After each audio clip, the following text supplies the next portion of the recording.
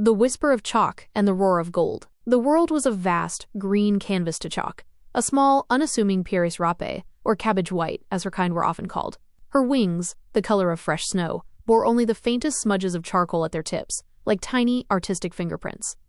Her life was a delicate dance between the tender leaves of broccoli and kale, a quiet existence of gentle fluttering, and the sweet nectar of humble wildflowers. She knew every dewdrop on every blade of grass in her small garden patch, every whisper of the wind through the rose bushes. Her world was intimate, contained, and utterly complete. Then, one blustery afternoon, a shadow fell over her patch of sunlight, not the fleeting shadow of a cloud, but something vast and vibrant.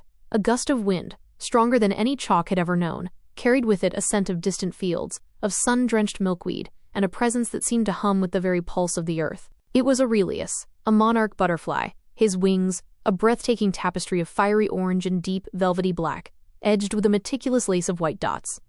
He was a traveler, a veteran of countless miles, his very being infused with the memory of distant mountains and the vast, shimmering expanse of the ocean. He had been caught in an unexpected updraft, blown off course from his southward migration, and had landed, quite by accident, in Chalk's small, quiet world. Chalk, startled, froze on a daisy petal, her delicate antennae quivering.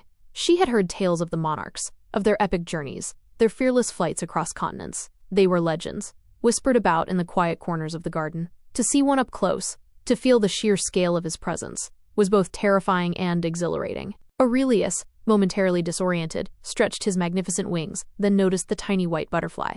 His world was one of grand vistas and endless skies. He rarely paused to notice the small, stationary wonders. But Chalk, with her quiet stillness and the stark simplicity of her beauty, caught his eye. "Greetings, small one," Aurelius rumbled, his voice like the distant buzz of 1,000 wings. "The wind has played a trick on me. I seem to have landed in a pocket of stillness." Chalk, finding her voice, chirped. "Welcome, traveler. This is my garden." "It is quiet," Aurelius chuckled, a sound like dry leaves rustling. "Quiet is a luxury I rarely know. My days are filled with the roar of the wind, the endless horizon, the scent of 1,000 different flowers, each one a waypoint on a journey that never truly ends." He spoke of winds that carried him over silver rivers, of mountains that touched the clouds, of fields of milkweed stretching further than the eye could see, a golden ocean under the sun.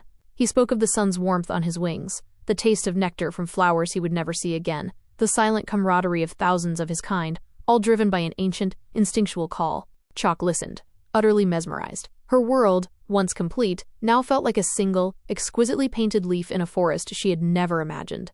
She asked him about the dangers of the journey, the storms, the hungry birds, the sheer exhaustion.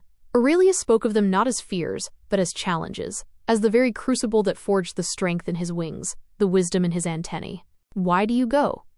Chalk finally asked, her voice barely a whisper. "Why not stay in one beautiful place?" Aurelius paused, his golden wings catching the sunlight. "Because, little Chalk, there is a song in the wind that calls us, a song of belonging to something far greater than ourselves, a song of life's relentless forward motion. We carry the sun on our backs, and the promise of a new generation in our very being.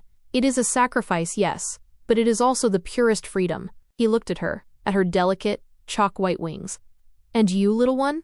What song do you hear in your garden?" Chalk looked around her familiar world, the vibrant green leaves, the gentle sway of the daisies, the comforting scent of damp earth. "I hear the song of growth," she said softly, "the song of roots, of quiet persistence, the beauty of a single dewdrop reflecting the entire sky. My journey is not across continents, but through the intricate patterns of a single leaf, the subtle shifts of light throughout a day." They spent the rest of the afternoon together, two vastly different beings sharing their worlds.